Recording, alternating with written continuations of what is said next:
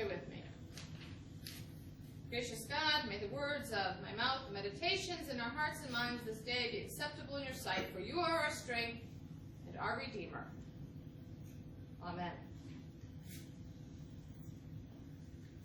Some of you who have lived in the area for a while may recall the January tornado of 2008. I don't remember it. Our family was in Hawaii attending my nephew's wedding. And because we were in Hawaii, we weren't paying a whole lot of attention to the news over here. But our neighbor across the street called one day to assure us that our home was still standing. He thought we may have heard about the tornadoes that went through the area, but since we had not, we were a little bit surprised by his call. Okay, we're glad our house is still standing. Why? Sometime after that, I was having a conversation with Bruce Hazy, the funeral director over in Twin Lakes, and he told me his story about that day. Now, forgive me if I don't have all the details correct, as it was a while ago, but it goes something like this. Both Bruce and his son Andy are on the rescue squad in Twin Lakes. They were at the time. And that day they were called to the scene of an accident in Wheatland. I think it had something to do with somebody was backing out of their driveway or something, and somebody came along and hit them, whatever. It was a car accident. They were called to the scene as EMTs. And while they were dealing with that accident, they looked up and saw a tornado coming toward them. Thinking he was surely going to die, they dived behind the vehicle and waited it out and obviously survived. Now, when I heard that story, my first reaction was, how bad is your day really? You're in a car accident, and while you're dealing with the car accident, a tornado comes at you. I mean, you thought you were having a bad day? Okay? But then you look at it from the perspective of the rescue squad, the EMTs, it's like you're called out to deal with this emergency, and while you're trying to deal with that emergency, you're suddenly sidetracked by another emergency, which is a little more urgent, as a tornado comes right at you. And in a way, I feel like that's kind of where we find Jesus this morning in our story from Mark. Actually, it's a story sandwich, because we start with one story of an urgent need, and then we're sidetracked into another story before we finally return to the original crisis. In last week's reading, we found Jesus and his disciples in Gentile territory, calling out an evil spirit that had possessed a man. Now they're back in Jewish territory. And we get the impression that almost immediately, as soon as Jesus gets out of the boat, he's got a crowd around him. And before he can get very far, Jairus, one of the leaders of the synagogue, comes to him, falls at his feet, desperately pleads with Jesus to come and heal his young daughter, who is near death. With the crowds following, Jesus goes with Jairus towards his home. But suddenly there's an interruption. Jesus has felt someone touch him. Well, no kidding, say his disciples. Do you not see the crowd that's pressing in on you? You ever been in a crowd like that? Okay? It's like, no kidding, of course someone touched you. But Jesus knows it's something more than that. So he stops. He stops. Imagine now the frustration of Jairus, who is desperate to get to his daughter. But Jesus stops. And he looks around, and as he does, a nameless woman in the crowd knows she cannot hide. She has touched Jesus. Desperate for healing, she believed that if she just touched his cloak, she would be made well, and she was. And Jesus notices. So the woman falls down at his feet in fear and trembling. And anyone watching this scene, any good first century Jew would understand her fear and trembling. because what she did was absolutely unacceptable.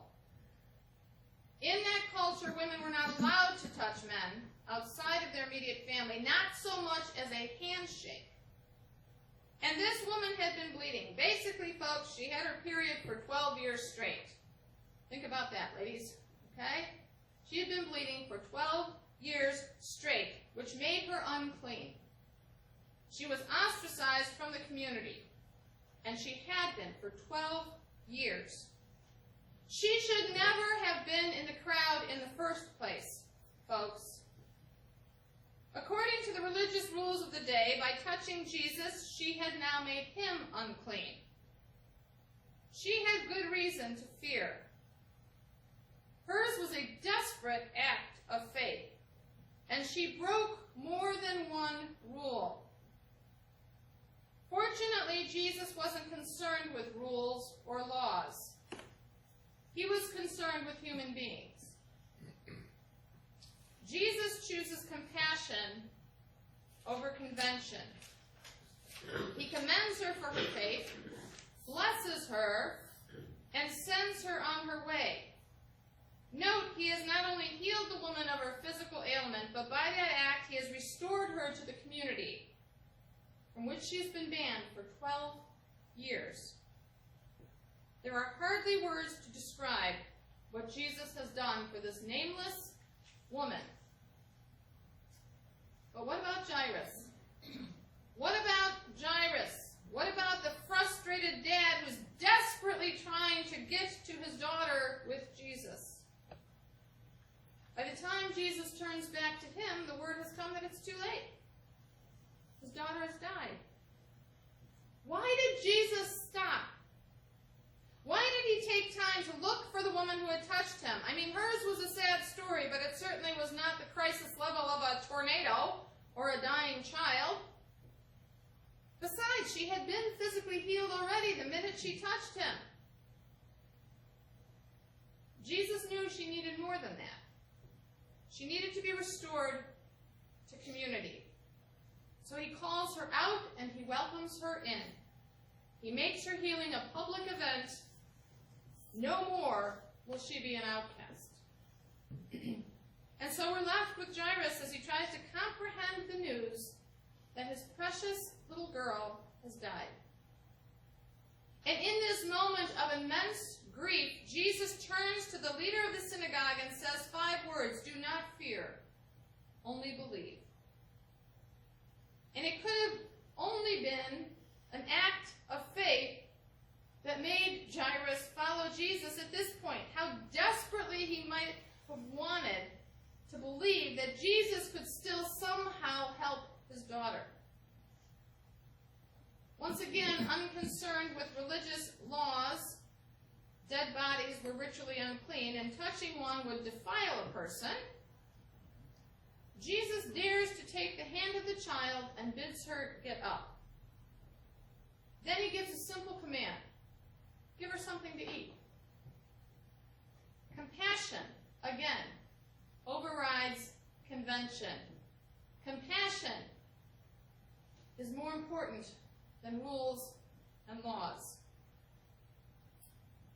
Today's scripture reading is a 2-for-1 deal, folks.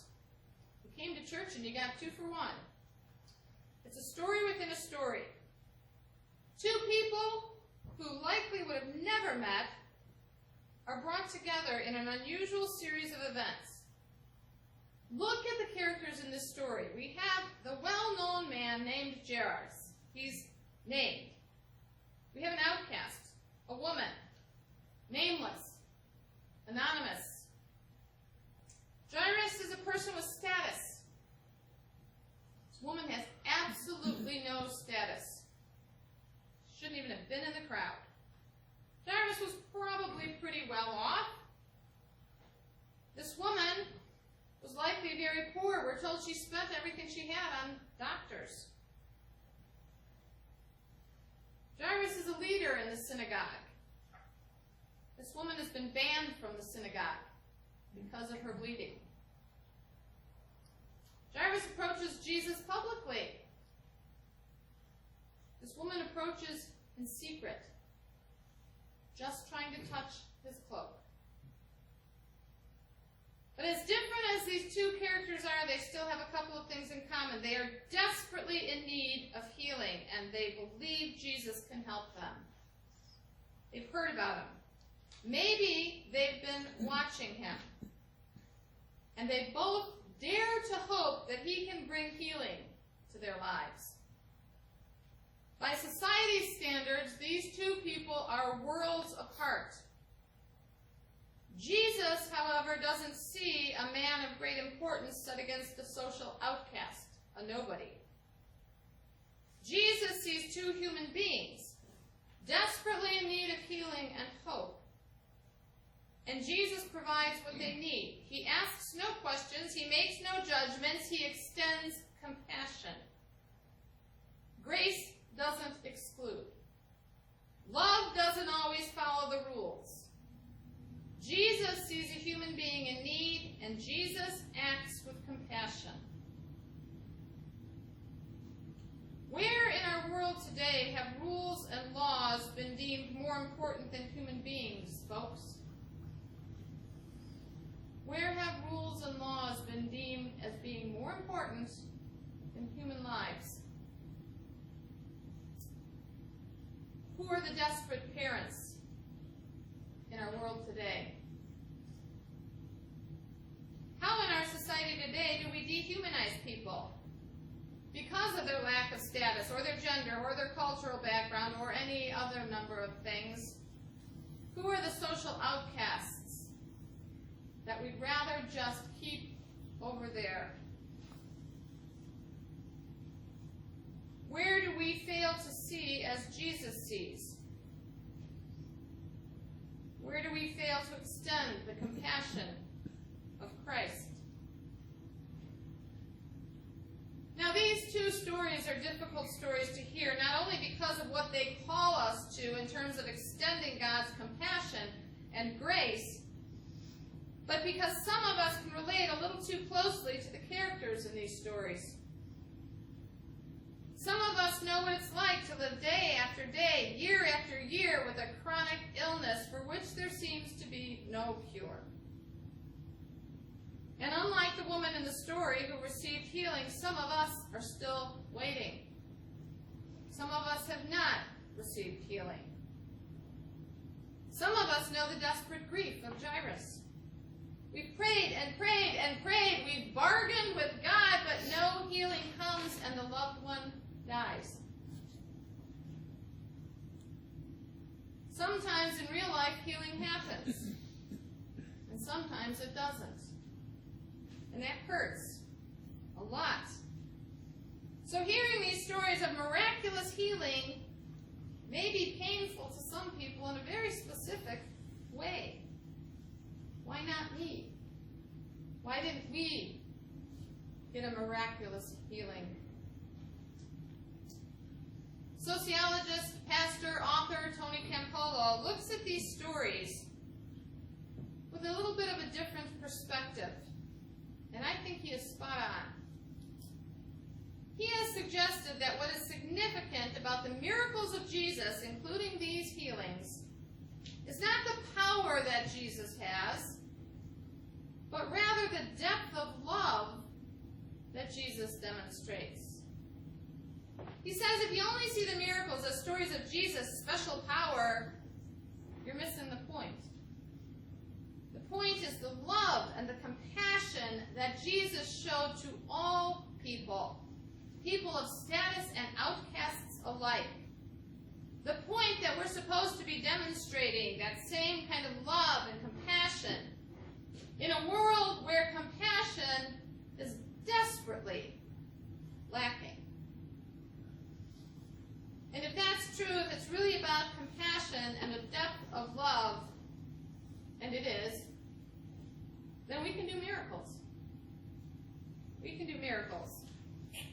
If we choose to really follow Jesus, we can do miracles. We can extend compassion and mercy. We can give people hope. We can choose to love as Jesus did. We can help bring healing. We can stand strong for justice when we see compassion and regard for basic human dignity lacking. in our world.